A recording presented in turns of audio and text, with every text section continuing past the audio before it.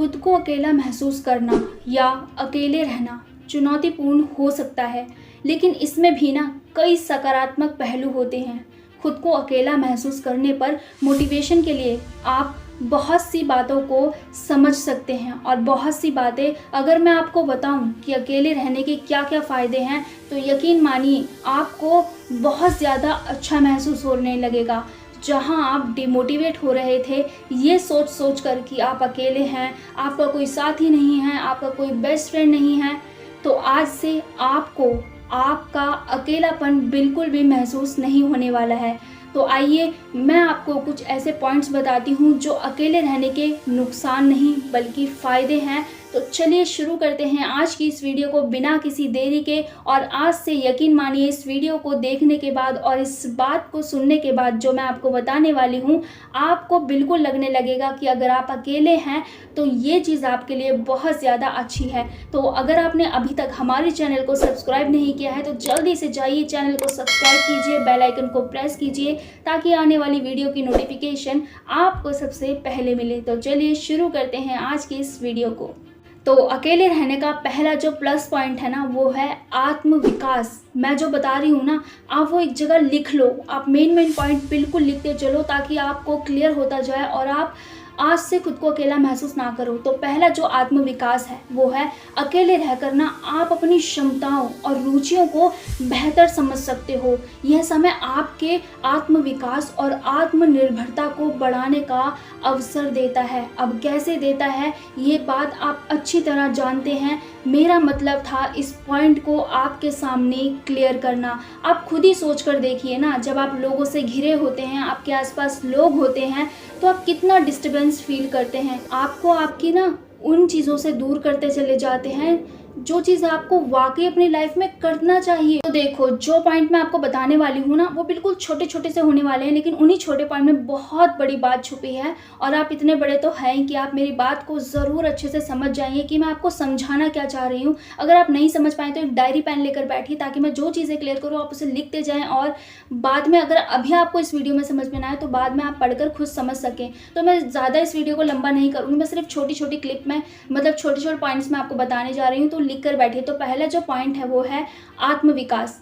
आत्मविकास, अकेले रहकर ना आप अपनी क्षमताओं और रुचियों को बेहतर समझ सकते हो। यह समय आपके आत्मविकास और आत्मनिर्भरता को बढ़ाने का अवसर देता है।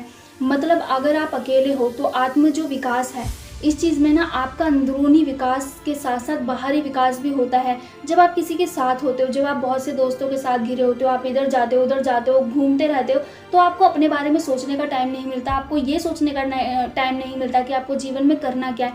लेकिन अगर आप अकेले होते हो तो आप भली प्रकार से अच्छी तरह से आप अपने जीवन के बारे में सोच सकते हो। आप ये विचार कर सकते हो कि आखिर आपके जीवन का असली उद्देश्य क्या है। ठीक है, तो पहला जो पॉइंट था वो आत्मविकास था। दूसरा जो पॉइंट है वो है स्वतंत्रता, फ्रीडम।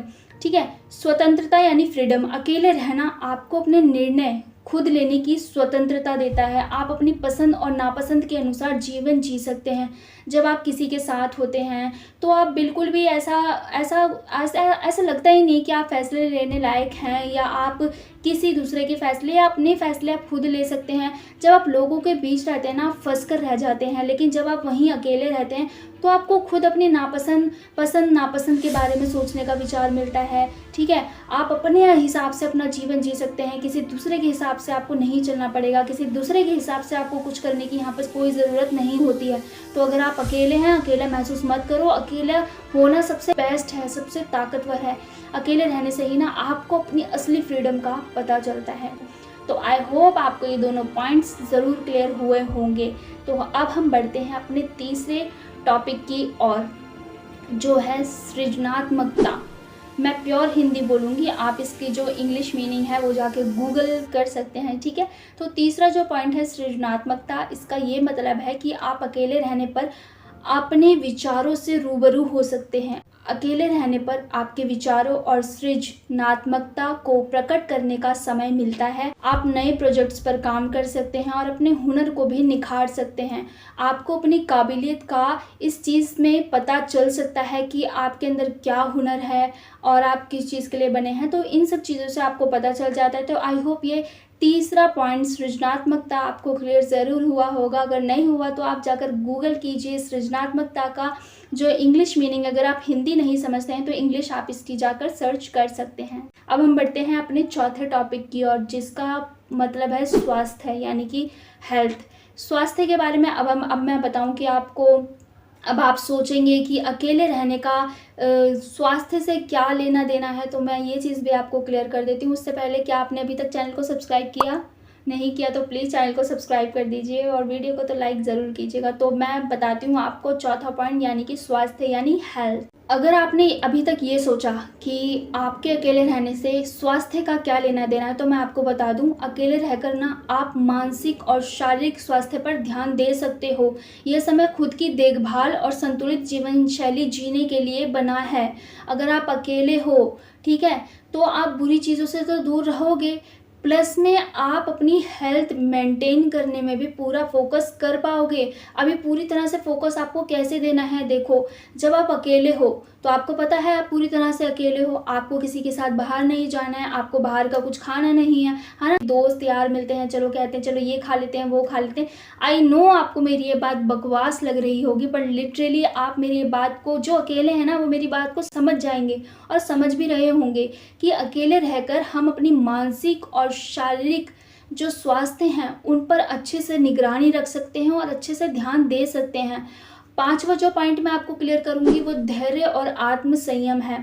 मतलब हौसला रखो, धैर्य रखो, आत्म संयम रखो। अब इसका अकेले रहने से क्या मतलब है, तो ये भी चीज़ आपको क्लियर कर दूंगी। अगर आपको यहाँ तक भी मेरी बातें आपको बकवास लगे ना, कोई बात नहीं, मैं उसके लिए क्षमा चाहूँगी, लेकिन आप मेरी बात को समझने की पूरी कोशिश कीजिए। और अगर आपको बातें बकवास लगती हैं, एक भी चीज़ आपको अच्छे से समझ नहीं आई है ना, तो आप मुझे कमेंट ज़रूर करके जाइएगा। बिना कमेंट करके मत जाइएगा, वरना मुझे पता नहीं चलेगा मैंने क्या बकवास आपके साथ किया है, ठीक है। तो पांचवा जो पॉइंट है, धैर्य और आत्म संयम रखना है, यानी कि अकेले रहने से आपको धैर्य और आत्म संयम की सीख मिलती है, जो जीवन के अन्य पहलुओं में भी आपके मददगार साबित हो सकती है। तो ये थे आज के अकेले रहने के 5 बेनिफिशियल पॉइंट्स। अगर आपको थोड़ा सा भी आप इससे रिलेट कर पाए हों तो मुझे बताइएगा, नहीं भी कर पाए हों तब भी आप मुझे बताइएगा।